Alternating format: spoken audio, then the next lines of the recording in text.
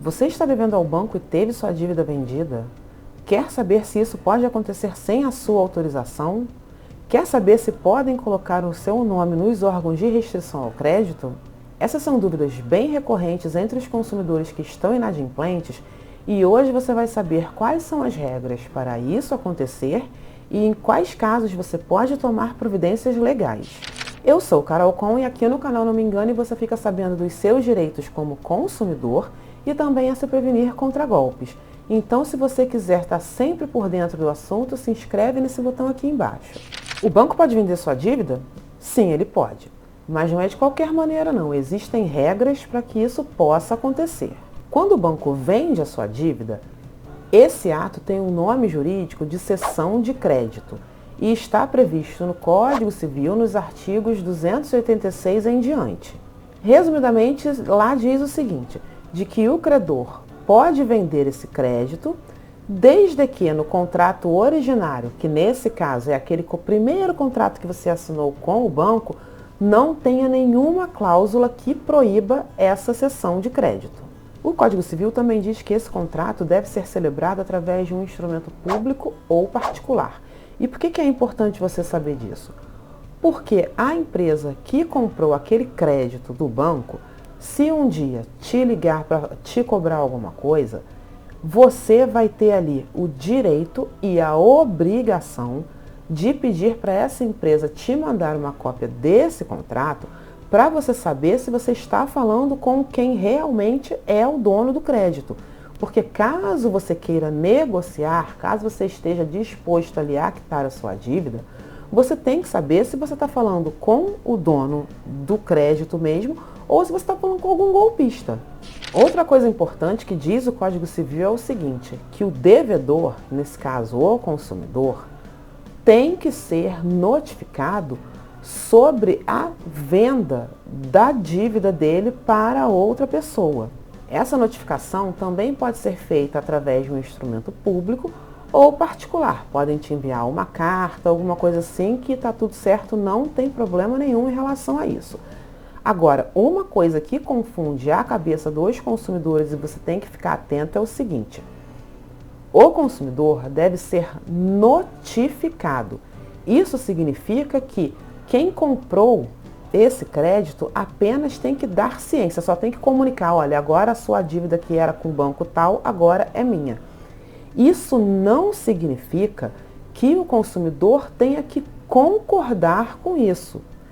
Isso confunde muita gente, porque tem muita gente que lê isso e acha que ela tem que concordar com essa transação, mas na verdade não precisa concordar com nada. O fato do consumidor discordar dessa transação só vai ser levado em conta caso aconteça o que eu citei lá atrás, de no contrato que o consumidor assinou com o banco tiver alguma cláusula ali que proíba essa cessão de crédito. Só aí é que o consumidor vai poder apitar alguma coisa, senão é só aceitar o que está dizendo ali. Alguns tribunais já têm decidido pela anulação dessa cessão de crédito quando não há essa notificação. Mas essa decisão também não é pacífica, não, ainda está bem dividida. Uma outra dúvida frequente diz respeito à inclusão do nome do consumidor nos órgãos de restrição ao crédito. Quem comprou aquele crédito pode sim colocar o nome da pessoa que está inadimplente nesses órgãos de restrição. Só que tem uma coisa aí muito importante que você tem que prestar atenção.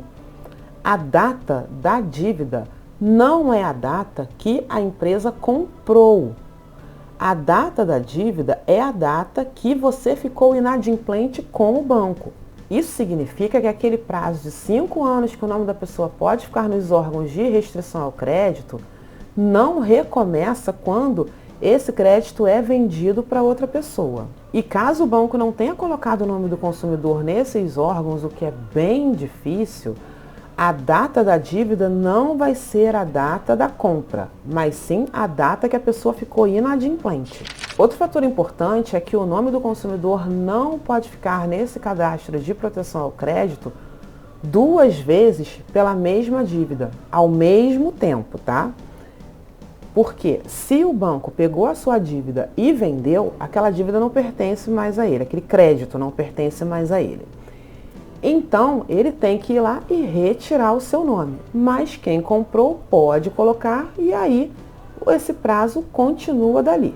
Agora, o que todo mundo tem que saber é o seguinte, existem casos em que o banco não vende aquele crédito, mas ele contrata algum escritório, alguma empresa de telemarketing para realizar essa cobrança. Nesse caso, não foi feita a cessão de crédito, mas sim o banco terceirizou essa cobrança, contratou alguém para cobrar para ele. Nesse caso, você também tem o direito de pedir para ver esse contrato, pede uma cópia e depois você vai ao banco e confere se aquela empresa ali foi realmente contratada pelo banco. Pelo mesmo motivo também que eu já citei anteriormente, para não correr o risco de você estar falando com um golpista ali e você acabar pagando uma pessoa que você não deve. Uma outra coisa que você tem que fazer também é verificar se quem está te cobrando é autorizado pelo Banco Central para fazer isso, porque precisa dessa autorização. Agora, uma coisa muito importante aqui é que quando o banco vende esse crédito para alguma outra empresa, isso não pode causar nenhum prejuízo para o consumidor. E o que isso quer dizer? Que quem comprou a sua dívida não pode, por exemplo, aplicar para você uma taxa de juros maiores do que aquela que o banco estava te cobrando ali quando você assinou o contrato, porque aí você vai sair no prejuízo. Nesse caso, é certo, você pode entrar na justiça e discutir o contrato, porque isso daí é completamente ilegal. Se a sua dívida tiver mais do que 5 anos, ela pode sim ser cobrada. O que não pode acontecer é essa cobrança ser feita judicialmente e o seu nome permanecer nos órgãos de restrição ao crédito. Agora, se a empresa quiser te cobrar por telefone, por carta, não tem problema nenhum, tá? Não existe esse negócio de passou 5 anos, eu não devo mais nada. Não. Quem fala isso daí está mentindo. Agora, essa cobrança que geralmente é feita por telefone, também tem regras. Não pode ser uma cobrança feita de uma maneira excessiva. E o que isso quer dizer? Que a pessoa que liga para te cobrar, ela tem que ligar para você. Ela não pode ligar para nenhum familiar seu, para sua esposa, seu marido, filho, não pode ligar para vizinho, colega de trabalho, chefe. Não, tem que ligar para você. Se cobrar de outra pessoa, essa cobrança está abusiva, está excessiva e também pode ser discutida na justiça. Assim como tem que ter também um número razoável de vezes que essa empresa vai ligar para você, né? Porque teve um caso aí outro dia do homem que estava recebendo 200 ligações por mês de empresa de cobrança. O homem não vivia mais. Nesse caso, essa cobrança está totalmente excessiva.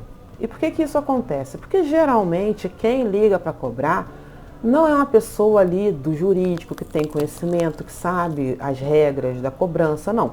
Geralmente é uma empresa de telemarketing, as pessoas que estão ligando ali, elas recebem comissão por cada acordo que elas fazem, então elas querem é que todo mundo negocie, então elas ficam pressionando, elas xingam, elas falam o que não devem, e isso daí não pode fazer e o consumidor tem todo o direito de ir reclamar os seus direitos na justiça caso isso aconteça.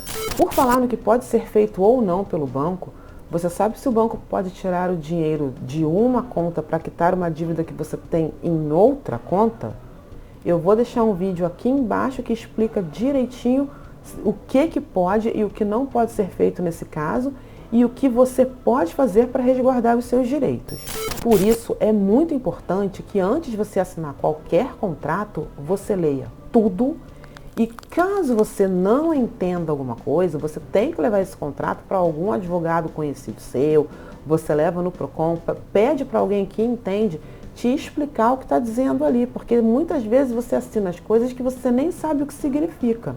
Caso você tenha uma dívida, essa dívida for vendida e você for prejudicado de alguma forma por conta disso, não tenha medo de procurar um advogado, um defensor público ou até mesmo o juizado especial da sua cidade para você ingressar com uma ação e requerer ali o que é seu de direito.